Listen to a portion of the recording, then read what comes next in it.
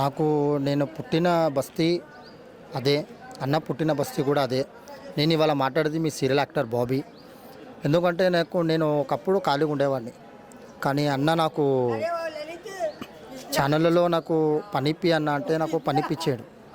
కానీ నేను first serial చేసింది అన్నతోనే, శ్రావణ సమీరాలు ప్రెస్ రిపోర్టర్ల. తర్వాత అన్న ఇవాళ ఉండి ఉండి ఇవాళ ఈ రోజున లేనిది చాలా బాధాకరమైన విషయం.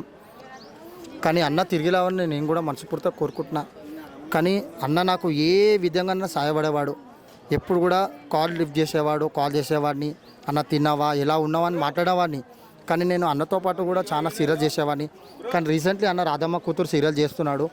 అది కాకుండా కార్తీక దీపం 2లో కూడా అన్న మొన్న ఎంట్రీ ఇచ్చాడు. అన్న నాకు అందులో కూడా ఛాన్స్ చూడండి అన్న అంటే కూడా అన్న నాకు ఛాన్స్ ఇప్పిస్తా అని అన్నాడు. కానీ అంతలోపు తను పవిత్ర గారితో బెంగళూరుకి వెళ్ళి వచ్చేటప్పుడు యాక్సిడెంట్లో బాధాకరమైన విషయం అది. కానీ పవిత్ర చనిపోయిన విషయం కూడా నాకు ఫస్ట్ కాల్ వచ్చింది. కానీ నేను మహబూబ్ నగర్ వెళ్ళే లోపల అన్నయ్య అన్నాడు బెంగళూరుకి వెళ్తున్నామని చెప్పాడు.